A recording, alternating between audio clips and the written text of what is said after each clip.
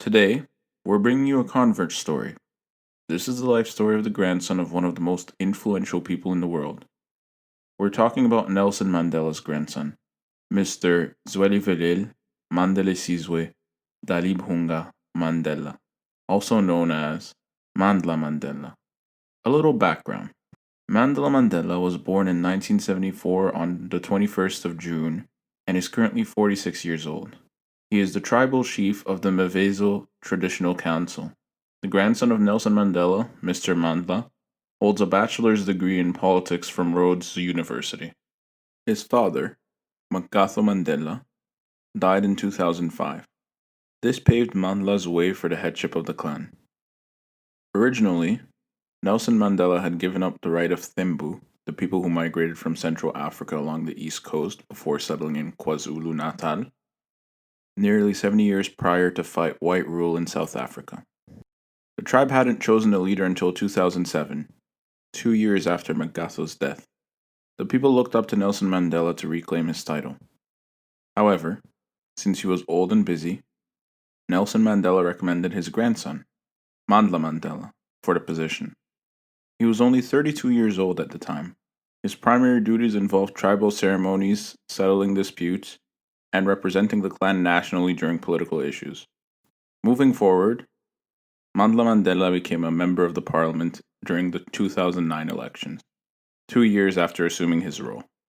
Mandla Mandela has been married 4 times in his 46 years of life. However, in 2016, Mandla Mandela married his fourth wife, Rabia Clark, in an Islamic ceremony in Cape Town.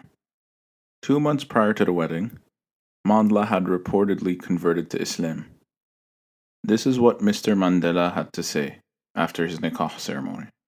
I am honored and delighted to announce my marriage to Rabia Clark. I wish to extend my heartfelt gratitude to her parents, her community, and her family for welcoming me into their hearts. Although Rabia and I were raised in different cultures and share different traditions, our coming together still reflects a thing we have in common. We are both South Africans, Mr. Mandela added. Unfortunately, the fourth and present partner of Mandla Mandela wasn't really welcomed by the traditional leaders in South Africa. They actively expressed discontent over Mandla Mandela's conversion to Islam, primarily because many of them believed that Mr. Mandla would no longer be able to fulfill his duties as chief. Essentially, the leaders, including the chief Mwelo Nonkonyane, believed that Mr. Mandela's new religious affiliation would cause conflicts for his subjects. He stated, "There is nothing wrong with any traditional leader following a religion. He can go with any faith he chooses, but we are concerned whether he will be able to continue fulfilling his responsibilities as a chief. Traditional chiefs may sometimes lead Thanksgiving rituals for ancestors that may involve offering slaughtered animals to them in prayer. It's clear that such practices are not backed up by Islamic teachings," he said. Many leaders, including Mr. Nonkonyane, said that Mr. Mandela has gone against our traditions by assuming the religion of his wife. From an unbiased point of view, their concerns made sense, because, in African traditions, it is the woman that has to become the part of the family she's marrying into. However, Mr. Mandela remained content during this whole situation. He took the criticism on the front foot and remained positive throughout. 2 years later, Mr. Mandla Mandela was able to score a seat in the parliament. Upon his arrival to Pakistan, back in November 2017, he said that he considers himself lucky for embracing Islam. For establishment of peace around the world, the Islamic teachings will have to be spread in the far and wide, Mr. Mandla said. It has now been 6 years since Mr. Mandla married Rabia Clark.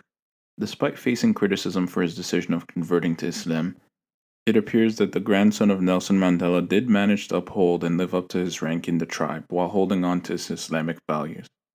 In 2017, Mr. Mandla Mandela also imposed a ban on alcohol. He personally prevented a truck transporting alcohol to the Nisinduluntu tavern in Mvezo.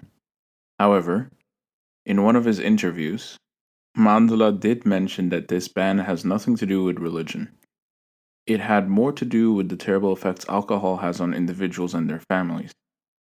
He believed that one of the direct causes or influences of his father's death was the use of alcohol.